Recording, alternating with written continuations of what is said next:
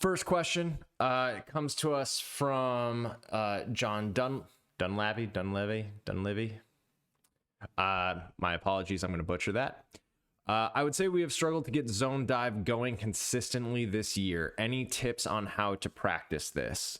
And this is not the first zone dive question, which I'm not surprised on. It's a much different play, and you tend to coach the blocking differently than you do other plays. So let's get right into it. So the blocking points on zone dive is that for the most part, we are going to block an area or a path and not a man. So that becomes really different than a lot of other plays where you're like, you should get this person. Instead, we want you to get an area. And sometimes what happens is you leave an outside D lineman or an outside linebacker. And one thing we do is we actually cheat. So I'm going to try to use this pencil, and hopefully this will work in a decent enough way. We'll do this in red. So sometimes actually most of the time we'll cheat this A-back over. Sometimes he's almost directly behind the tackle. Because what's really important is this gap between the two of them. And the biggest rule is that no one can split that gap. So when we teach our zone blocking, because that's technically what it is a zone block, is we want the guard to take his hard 45-degree step this way. If he doesn't engage anyone, he's going to work his way up in this cylinder. Tackle is going to do the same thing.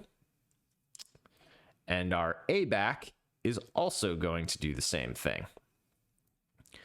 So what that creates is this nice little wall here.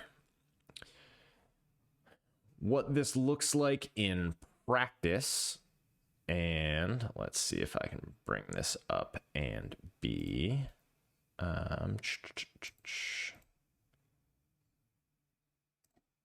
Yeah, so if I erase my pen and then I go back to my pen, there we go. So let's go in a basic defense, right? You've got an end there, and you might have this guy in a 3 technique. If we need to go over techniques, we can do that on another video. So let's see if there's here. We'll say that this center has a shade. So center's going to block back here.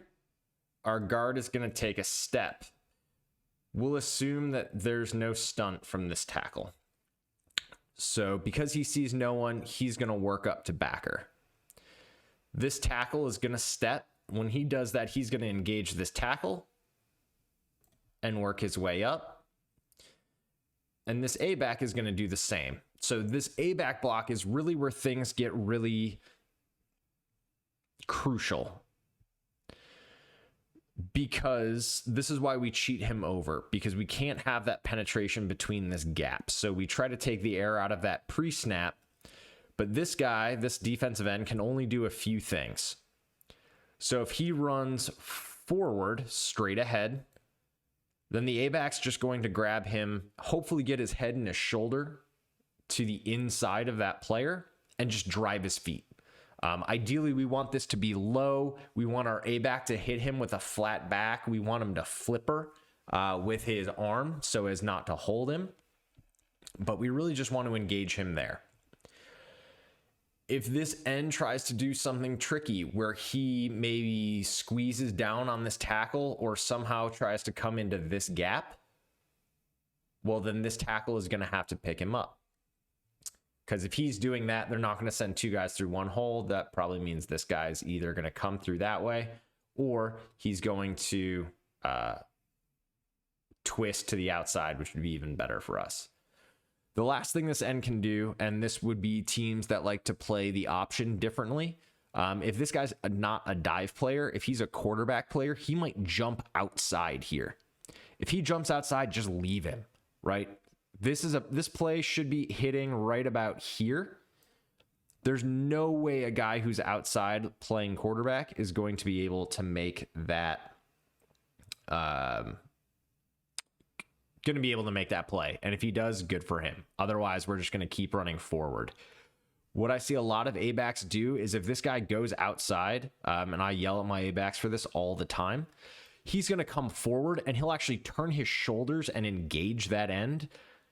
I don't think you have to do that. I think you should tell your A-back to just stay on his track and find the next guy to block, because he has to go outside, around, and try to chase this play like that.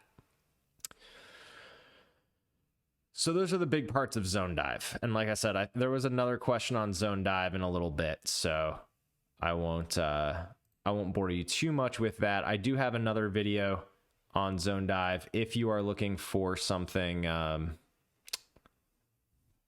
little bit beyond this. Well, ask in the next Q&A.